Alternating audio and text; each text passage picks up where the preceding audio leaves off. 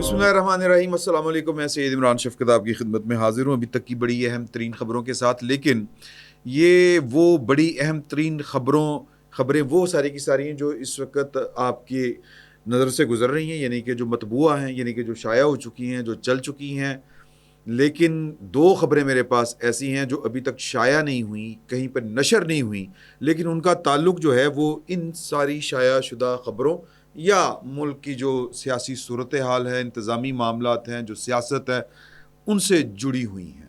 तो मेरा ख़्याल है कि मैं पहले आपको बिलतरतीब जो ख़बरें इस वक्त शाया शुदा हैं, ये बेसिकली कल रात का एक वाक़या है और एक वाक़या आज सुबह का है। कल रात वाला वाक़या जो है वो एक बड़ी बैठक थी। पाकिस्तान की जो ताकतवर तरीन शख्सियत के जो दाएँ बाएँ लोग होते हैं, या यूँ कहें कि उनकी जो कोर टीम है, पाकिस्तान की एक ताकतवर तरीन शख्सियत की टीम जो है, कोर टीम, उसके एक रुकन हैं, उनके साथ हम चंद सहाफ़ी दोस्त बैठे थे और रात गए तक हम बैठे थे उनके साथ, रात गए तक, मतलब आप आधी रात से भी आगे का किस्सा मैं आपको बयान कर रहा हूँ। तो वहाँ पर जो गुफ्तगू हुई उसका एक छोटा सा पार्ट, वो जो पाकिस्तान की सारी सियासी सूरत हाल को यूं खोल के रख देगा, वो बड़ा अहम है, वो मैं आपके साथ शेयर करूंगा। और वो एक वज़ीर आज़म साहब की खबर है जो अभी तक शाया नहीं हुई। ये भी सारे मामलात आपस में जुड़े हुए हैं, इंटरलिंक हैं। तो पहले जो खबरें हैं, मिसाल के तौर के ऊपर वज़ीर आला सिंध सैयद मुराद अली शाह साहब आज गए थे कराची। ज़ाहिर है वो कराची में, कराची ही जाना था उन्होंने। वो जो पॉल साहब जो फौत हुए हैं, अल्लाह को प्यारे हो गए, उनके अफसोस के लिए उनके एक मुतलका ज़ैली इदारे में गए थे, कार्डेनियल हाउस उसका नाम है। वहाँ पर वो गए थे पाप जॉन पॉल फ्रांसिस के इंतकाल के ऊपर ताज़ियत के लिए। वहाँ पर जो सहाफ़ियों से उनकी गुफ्तगू है, इसमें उनका क्या कहना था कि नहरों के ख़िलाफ़ जो एहतजाज है, इसके ऊपर उन्होंने बेसिकली बात की है। और उस बात में अगर आप थोड़ा सा बारीकी से समझें तो पाकिस्तान पीपल्स पार्टी इस वक्त यूं कहें कि आगे खाई पीछे गड़ा, यानी कि मतलब ना वो आगे के जाने के काबिल है, ना पीछे हटने के काबिल है। तो वो अब जो एहतजाज कर रहे हैं, हम ये बार बार ये वाली बात करते हैं। आज भी एक डॉक्टर साहब है, हमारे दोस्त हैं, उनका फ़ोन आया, सख्त परेशान थे, यार ये क्या चल रहा है भाई, ये चीज़ें तो कंट्रोल में नहीं हैं और जानवर गाड़ियों के ऊपर लदे हुए हैं, सामान ख़राब हो रहा है लोगों का। ज़ाहिर है कि अब ये अरबों रुपए के ऊपर बात चले जानी है, सप्लाई रुक चुकी है। और जो हुकूमत है, सिंध हुकूमत और वफाकी हुकूमत, इन दोनों का ये ख्याल है कि लोग थक के रास्ते खोल देंगे, थक जाएंगे। वो कहते हैं कि यहाँ पे लोग जो हैं वो बड़े सियाने हैं, उन्होंने शिफ्टें बना ली हैं, लोग शिफ्ट वाइज चल रहे हैं। मिसाल के तौर के ऊपर कोई एक सड़क को ब्लॉक करके बैठे हुए हैं 10-15 नौजवान, तो वो जब थकते हैं तो उनकी जगह 9-10 और नौजवान आ जाते हैं, ड्यूटियाँ लगा दी हैं, ठीकरी पैरा टाइप। तो यानी एहतजाज का को यूं वो रंग दे रहे हैं कि हुकूमत, दोनों हुकूमतों को घुटने टेकने के ऊपर मजबूर कर रहे हैं। अब सिंध हुकूमत जो नाजुक सूरत हाल से गुजर रही है, नाजुक सूरत हाल जिसका जिक्र अपने मुंह से तो नहीं किया सैयद मुराद अली शाह साहब ने, लेकिन वो कहना यही चाह रहे हैं कि यार की बात ये है कि देखें कि एहतजाज करना चाहिए, वकला बैठे हुए हैं, बड़ी अच्छी बात है, हक है, ये है, बड़ी ज़्यादती है, लेकिन साइड के ऊपर खड़े होकर एहतजाज कर लें, नुकसान से बचें, ब्ला ब्ला। लेकिन अगर वो इनको एहतजाज जो करने वाले इनको उठाए, डंडा सोटा चलाए, तो लोग जो हैं वो वफाक से हटके सिंध हुकूमत की तरफ मुंह कर लेंगे। अब सिंध हुकूमत की या पाकिस्तान पीपल्स पार्टी की पूरी जो सियासत है, वो तो सर फ्राई होने के चक्करों में है। तो जो मुराद अली शाह साहब ने बात की, वो बेसिकली यही बात कर रहे हैं कि हमारे हाथ बस में अब चीज़ें नहीं रही। वो जो हम कल भी बात कर रहे थे और जो जिसका खदशा था, वो जो मेरे दोस्त डॉक्टर हैं, सिंधी डॉक्टर हैं, बुज़ुर्ग आदमी हैं, और वो वाले बुज़ुर्ग आदमी हैं जो मेरिट के ऊपर ही डॉक्टर बनते थे ये सरकारी अस्पतालों में, यानी कि पढ़े लिखे। वैसे तो डॉक्टर सारी पढ़े लिखे होते हैं, लेकिन जो आजकल खेप है वो ज़रा थोड़ी सी उस तरह से नहीं है। अगेन ये हमारा टॉपिक नहीं है, लेकिन वो एक संजीदा बुर्दबार शख्सियत के मालिक हैं, बुज़ुर्ग आदमी हैं, परेशान हो गए। तो मुराद अली शाह साहब भी बुनियादी तौर पर परेशान हो चुके हैं। हुकूमत ان کی ہے, چیف ایگزیکٹو وہ ہیں صوبے کے, معاملات جو ہیں وہ حکومت کے ہاتھ بس میں رہے نہیں. یہی بات مراد علی شاہ صاحب نے طریقے کے ساتھ کی ہے کہ وزیر اعظم صاحب کو حقیقت کا سارا ادراک ہے, ان کے پاس ساری معلومات ہیں, ان کو نتائج کا پتہ ہے کہ اس کے نتائج کیا ہو سکتے ہیں. اگر ہمارے ہاتھ سے چیزیں نکلی, تمکی لگائی انہوں نے سادہ الفاظ میں, تو پھر ہم سے جو ہو سکے گا وہ ہم کریں گے, یہ وہ کہہ رہے ہیں. اب جو رات والی بات ہے, جو خبر شائع نہیں ہوئی, جو میں نے آپ کو بتایا کہ پاکستان کے سب سے طاقتور ترین آدمی کے ساتھ جو ان کی ٹیم کا ایک رکن ہے, ان کے ساتھ گفتگو تھی. تو جب ہم سارے دوست جو احباب جو تھے وہ نکلے وہاں سے, صحافی تھے لاہور کے, اس فقیر کے علاوہ جو ہے وہ جو چوٹی کے صحافی تھے وہ سارے وہاں پہ تھے, اور ہم جیسوں کو تو وہاں پہ بلا لیا جاتا ہے نا بیلنس کرنے کے لیے, کہ مطلب یہ کہ ہم کسی سے امتیازی سلوک نہیں برتتے, نالائق لوگوں کو بھی ہم بلا لیتے ہیں. تو پوائنٹ جو ہے وہ یہ ہے کہ وہاں پر جب ہم رخصت لے رہے تھے تو چلتے چلتے پاکستان تحریک انصاف اور عمران خان صاحب کی محبت میں جو ڈوبے ہوئے فنا ہوئے جو لوگ ہیں, ان میں سے چند دو ایک تو وہاں پہ بھی تھے, اور چونکہ تعلق پرسنل تھا. اب سوال یہ پیدا ہوتا ہے نا کہ یار کہ وہ عمران خان کی محبت میں شرابور شخص کا, جو پاکستان کی طاقتور ترین شخصیت ہے, اس کی کور ٹیم کے ایک اہم رکن کے ساتھ یا اس کی ملاقات اس کے ساتھ کیسے ہوگی. تو کچھ پرسنل تعلقات بھی ہوتے ہیں, ذاتی محبت بھی ہوتی ہے, ذاتی تعلق بھی ہوتا ہے, تو وہ اس کی وجہ یہ تھی. تو ایک صاحب نے کہا کہ جی کہ ہمیں تو لگتا ہے کہ کچھ اور ہونے والا ہے, بڑا نا چہکے کا کہ کچھ چیزیں کچھ اور ہو جائیں گی, یہ سسٹم لپیٹا جائے گا. تو انہوں نے کہا نہیں, میرا نہیں خیال اس طرح ہونے والا ہے, تو میری تو ریڈنگ یہ نہیں ہے. تو انہوں نے پوچھا جو ان سے زیادہ, یعنی کہ جس نے کہا نا کہ کچھ ہونے والا ہے, اس سے زیادہ جو عمران خان صاحب کی محبت میں شرابور ہیں اور ڈوبے ہوئے ہیں اور اس کا خمیازہ بھی وہ بھگت رہے ہیں. تو انہوں نے کہا کہ دیکھیں کہ بات یہ ہے کہ یہ جو نیرو والا مسئلہ ہوا نا, یہ آؤٹ آف دی وہ کہتے ہیں نا سلیبس سوال آ گیا اس رجیم کو, اس صورتحال کو. اگر اس میں سے کوئی ٹوسٹ ہو گیا, اس میں سے کوئی اس طرح کی چیز بن گئی, کیونکہ بہت سی چیزیں ہوتی ہیں نا, جس طرح عمران خان صاحب نے, فیض حمید صاحب نے, اور انہوں نے نہیں سوچا ہوگا باجوہ صاحب نے, کہ یہ جو ہم نے 10 سالہ یا 20 سالہ منصوبہ بنایا ہوا ہے, یہ محض اس وجہ سے بھی فرائی ہو جائے گا, یا جس کو کہتے ہیں کہ بیڑا غرق ہو جائے گا اس کا, کہ وہ جو مفادات وہ اصل میں کہتے ہیں نا کہ جی کہ اللہ تعالیٰ زیادہ بہتر حکمت, یا وہ کیا کہتے ہیں واللہ خیر الماکرین, وہ زیادہ بہتر جو ہے وہ چال چلتا ہے, اللہ کی چال سب پہ بھاری ہوتی ہے. تو عمران خان صاحب اور وہ جو وہ رجیم تھی, وہ ان کو ایک اس طرح کا چیلنج آیا کہ وہ پھر ان سے سنبھل نہیں سکا. میں ڈیٹیل میں نہیں جانا چاہتا, میں رات والی ملاقات کے اوپر رہنا چاہتا ہوں. تو اسی طرح کی وہ کہتے ہیں کہ جس ان کا اشارہ وہی تھا کہ جو پچھلے رجیم کے ساتھ ہوا تھا, یہاں پہ بھی یہ آؤٹ آف سلیبس آ گیا اور یہ چٹکنا شروع ہو گیا, یہ والا سسٹم. ان کا یہ خیال تھا.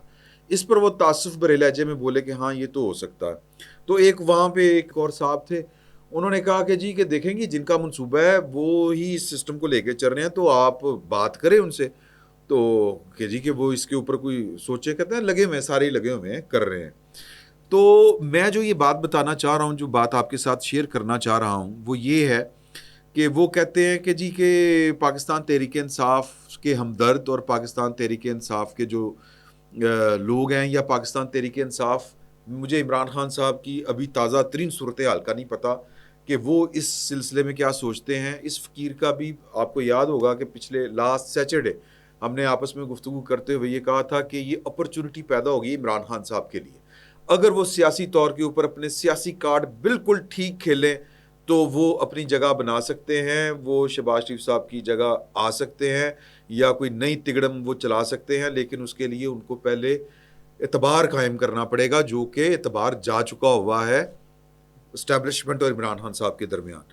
تو یہی ایک امید کی کرن جو ہے وہ پاکستان تحریک انصاف کے وابستگین, ان کے متعلقین, ان کے چاہنے والے, ان کے ہمدرد اور ان کے خیر خواہ, وہ کہہ رہے ہیں کہ اس میں سے اگر کچھ نکل آیا تو پھر تو بات کوئی بن جائے گی عمران خان صاحب کی, پاکستان تحریک انصاف کی.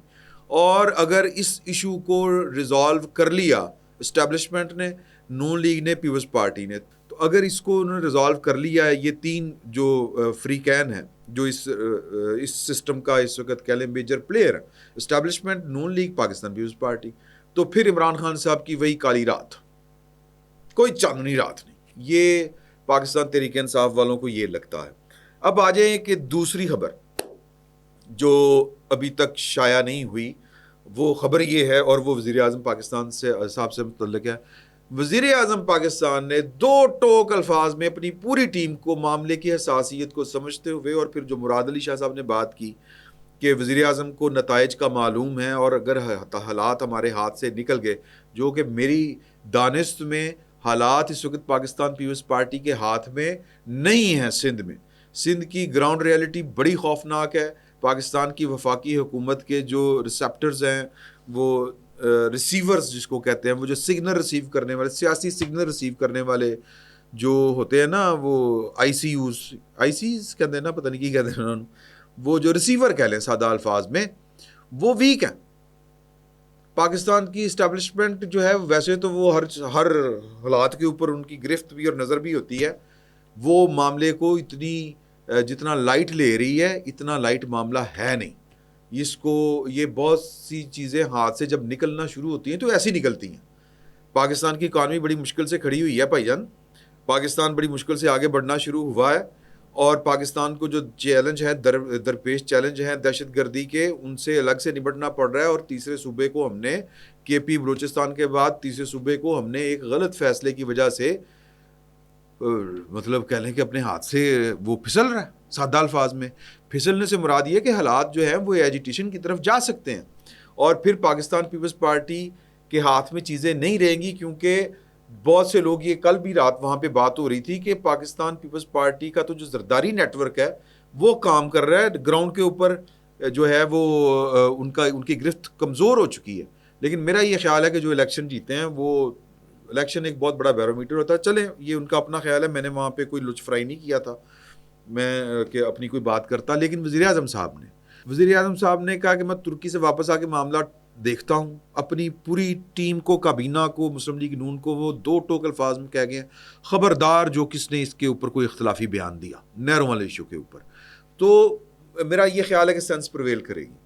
میرا یہ خیال ہے کہ دیر ہی صحیح، لیکن جو ہے وہ اتنی بھی دیر نہیں ہوئی کہ اگر اس منصوبے کو پاکستان کی اسٹیبلشمنٹ ہو، وہ پاکستان کی وفاقی حکومت ہو، یا کوئی اور طاقتور لوگ ہوں، وہ اگر اس منصوبے کو واپس لیتے ہیں یا کوئی آبرو مندانہ درمیانی راستہ نکالتے ہیں کہ سب کی عزت بچ جائے، تو بہتر ہے۔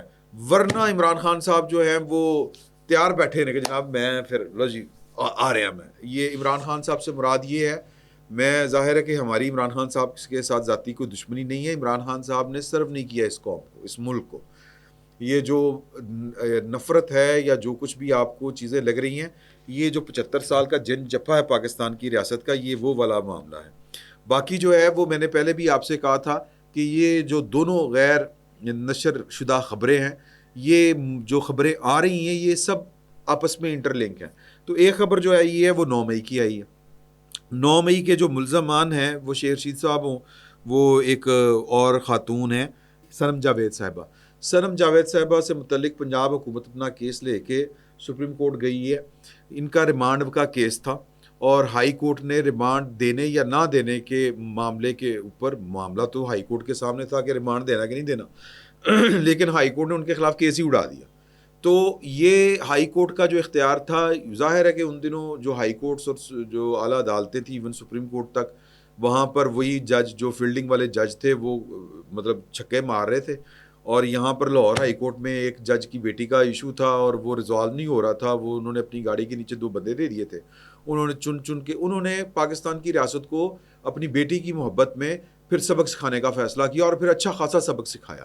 ڈھونڈ کے دہشت گردی کے جج وہ لے کے آئے جو پاکستان تحریک انصاف کی طرف جھکاؤ رکھتے تھے، یا جو اسی سیاسی نقطہ نظر کے سے والے تھے یا اتفاق کرتے تھے۔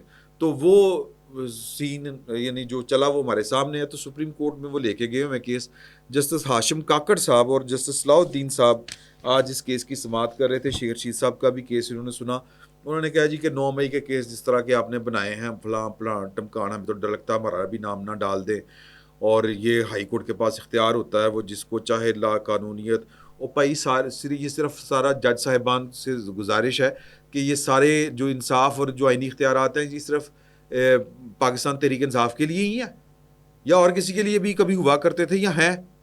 تو جو یہ 9 مئی والے اس میں سبق ہے، میں بار بار آپ کو بتا رہا ہوں کہ جو میں کہتا ہوں کہ انٹر لنک ہے چیزیں، ایک تو یہ کہ جس طرح پروسیکیوشن نے ان چیزوں کو ڈیل کیا، ایک دوسرا کہ جس طرح پاکستان کی اسٹیبلشمنٹ پاکستان کی ریاست کو چلانے کی کوششیں کرتی رہی ہے، اگر اس کے نتائج ہیں یہ جو سامنے آ رہے ہیں کہ ایک پارٹی جس نے 9 مئی جیسا جرم کیا ہے اس کو کسی پاکستان کے آئین قانون کے مطابق جس طرح آپ ڈیل کرنے کی کوشش کر رہے ہیں، یہ کیوں کرنا پڑ رہا ہے؟ اور یہ ججوں کے جو نیوٹرل جج بھی اپنی طرف سے ہیں ان کی طرف سے بھی آپ کو 9 مئی کے تانے سننے پڑتے ہیں. یہ اس لیے سننے پڑتے ہیں کہ آپ نے گراؤنڈ ریالٹیز کو